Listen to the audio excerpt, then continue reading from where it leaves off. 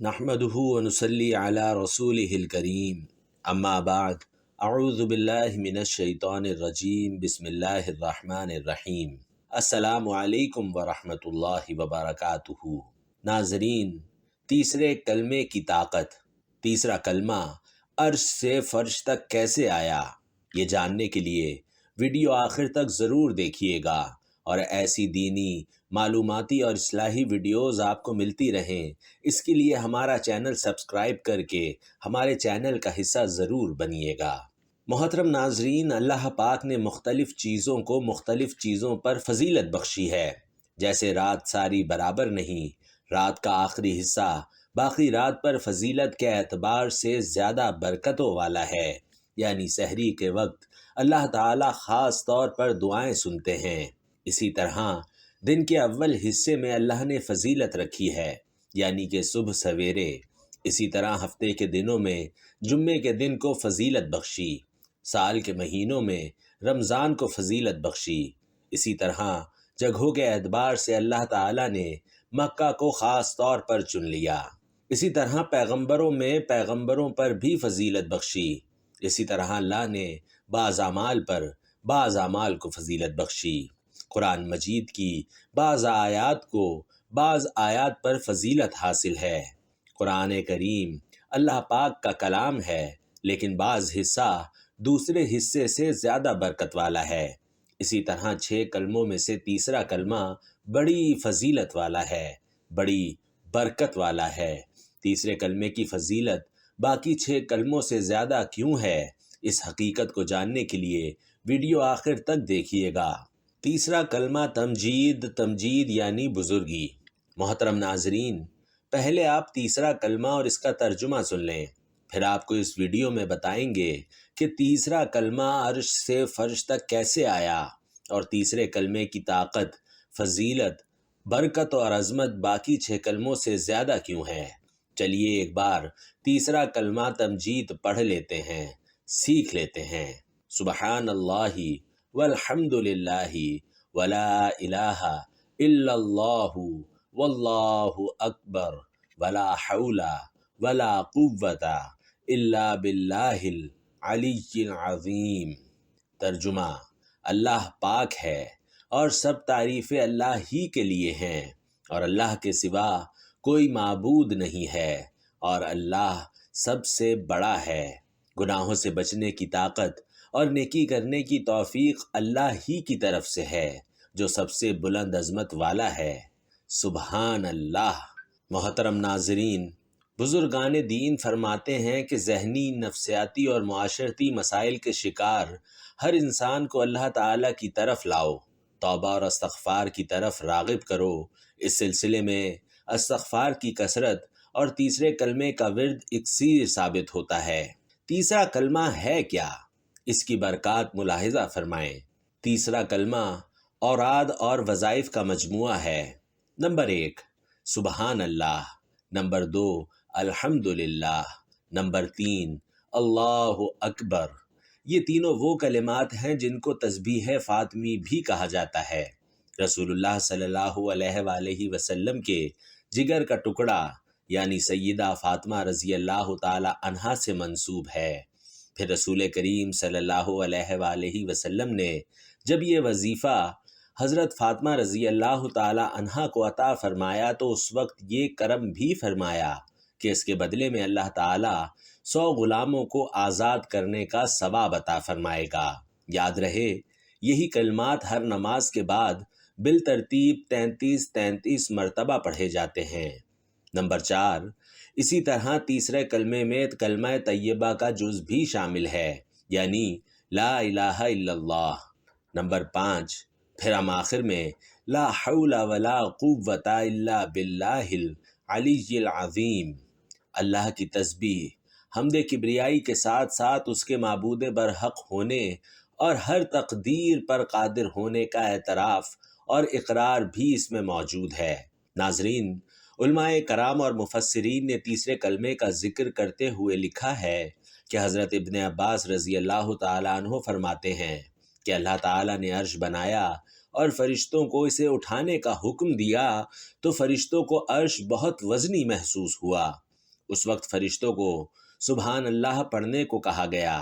چنانچہ جب فرشتوں نے سبحان اللہ کا ورد شروع کیا تو اس کو پڑھتے ہی عرش اٹھانا ان کے لیے آسان ہو گیا۔ فرشتے برابر اس کلمے کو پڑھتے رہے یہاں تک کہ حضرت آدم علیہ السلام وجود میں آئے، اور ان کو چھینک آئی تو حضرت آدم علیہ السلام کو الحمدللہ پڑھنے کا حکم دیا۔ اس کے جواب میں اللہ تعالی نے فرمایا یرحمک اللہ۔ دوستو، جب فرشتوں نے حضرت آدم علیہ السلام سے یہ کلمہ الحمدللہ سنا تو سبحان اللہ کے ساتھ الحمدللہ بھی پڑھنے لگے۔ پھر حضرت نوح علیہ السلام کا زمانہ آیا تو بت پرستی کے خلاف اللہ تعالی نے حضرت نوح علیہ السلام کو حکم دیا کہ قوم کو لا الہ الا اللہ کی تلقین کریں۔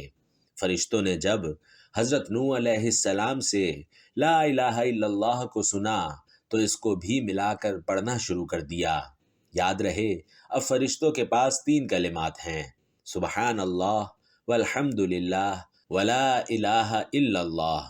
فرشتے ان کلمات کی تسبیح کرتے رہے۔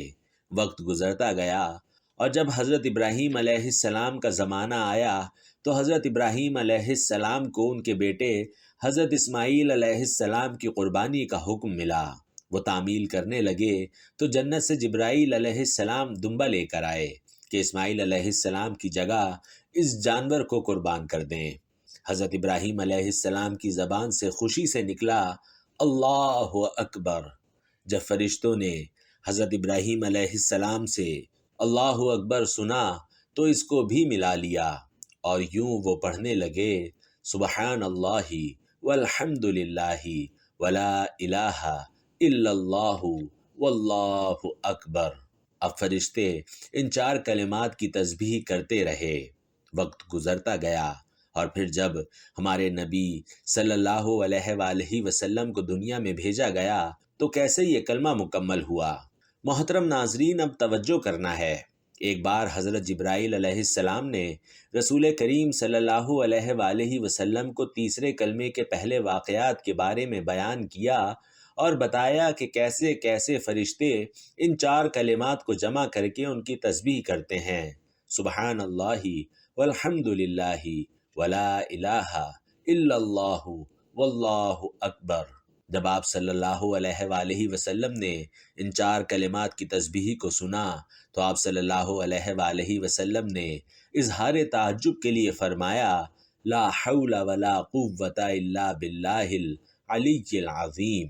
محترم ناظرین، جب اب فرشتوں نے رسول اللہ صلی اللہ علیہ وآلہ وسلم سے یہ آخری حصہ سنا تو اس حصے کو بھی ملا کر تیسرا کلمہ تمجید کی صورت میں ان کلمات کی تسبیح کرنے لگے جو جاری و ساری ہے۔ اس طرح تیسرا کلمہ مکمل ہوا۔ اگر آپ تیسرا کلمہ پڑھتے ہیں تو اس کے بہت سے فوائد ہیں۔ صاحب جمع الفوائد لکھتے ہیں کہ رسول اللہ صلی اللہ علیہ وآلہ وسلم نے فرمایا کہ کیا تم میں سے کوئی ایسا شخص نہیں ہے جو احد پہاڑ کے برابر عمل کر لیا کرے؟ عرض کی وہ کیسے یا رسول اللہ؟ تو آپ صلی اللہ علیہ وآلہ وسلم نے فرمایا کہ ہر شخص کر سکتا ہے، کیونکہ سبحان اللہ پڑھنے کا ثواب احد سے زیادہ ہے، لا الہ الا اللہ کا ثواب احد سے زیادہ ہے، الحمدللہ کا ثواب احد سے زیادہ ہے، اللہ اکبر کا ثواب احد سے زیادہ ہے۔ رسول اللہ صلی اللہ علیہ وآلہ وسلم کی زبان مبارک اور پھر اولیاء صالحین و کاملین کے عمل سے ثابت ہوا کہ اس کلمے میں کوئی انمول خزانہ ضرور چھپا ہوا ہے، کہ رسول اللہ صلی اللہ علیہ وآلہ وسلم نے اس میں موجود کلمات کو احد جیسے بلند مرتبہ پہاڑ سے بھی زیادہ بابرکت قرار دیا۔ ناظرین، بزرگان دین نے اس کے بہت سے فضائل لکھے ہیں، اور میں نے خود اپنی زندگی میں کئی بار تیسرے کلمے کی تسبیح کو آزمایا ہے، اور اب تک کئی دوستوں کو، کئی بیماریوں کو، کئی پریشان حال لوگوں کو بتا چکا ہوں، اور الحمدللہ برکتیں نصیب ہوئی ہیں اور ہوتی رہیں گی۔